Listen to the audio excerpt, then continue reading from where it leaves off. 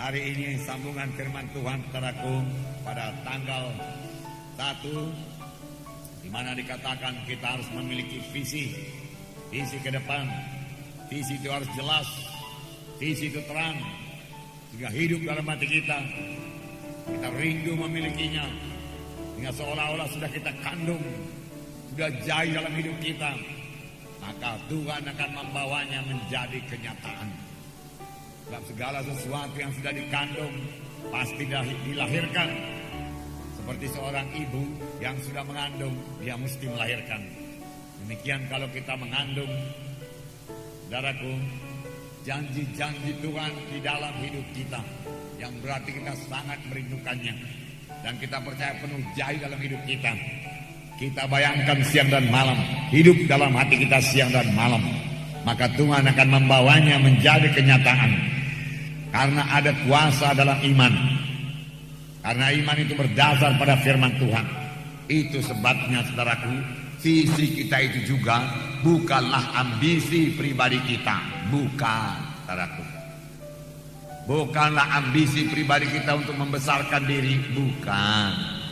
Tetapi sebagaimana dikatakan firman Tuhan itu saudara, Roh Kuduslah yang memberikan penglihatan. Roh Kuduslah yang memberikan visi-visi kepada kita, ya, mimpi-mimpi kepada kita, dan sepanjang kita terus, saudaraku, memegang penglihatan tersebut, mimpi-mimpi tersebut, saudara, itu menjadi visi kita, maka hal tersebut pasti menjadi kenyataan di dalam hidup kita. Amin. Tidak salah juga memiliki visi yang badaniah, saudaraku, ya. Saudara, sepanjang itu daripada Tuhan, tetapi sebagai anak-anak Tuhan, saudaraku, fokus hidup kita ini adalah untuk Tuhan semuanya. Amin, saudara. Ya, amin, saudara. Ya, haleluya.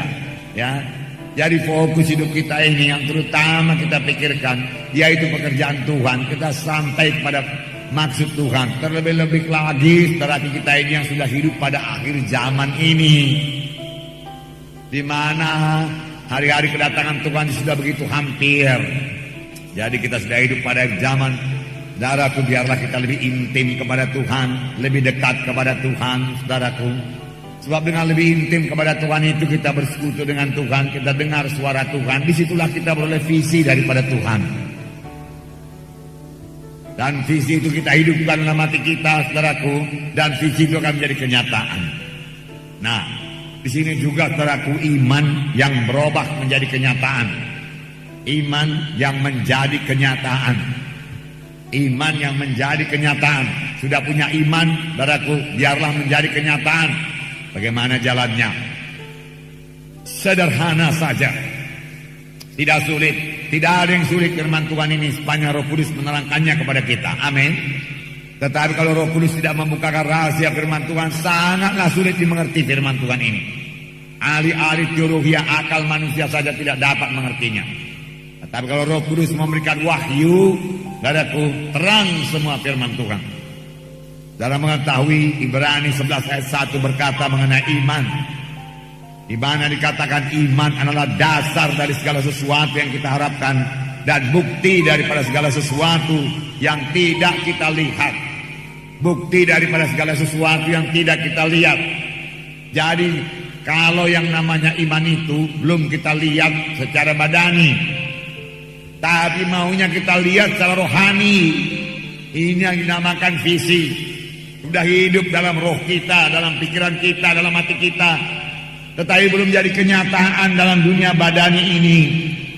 Misalnya seperti saya katakan semalam, tanggal 1, firman Tuhan berkata oleh Biluris, kamu sudah sembuh. Oh, aku sembuh, aku sembuh. Oh, pasti aku sembuh. Aku tidak jadi mati.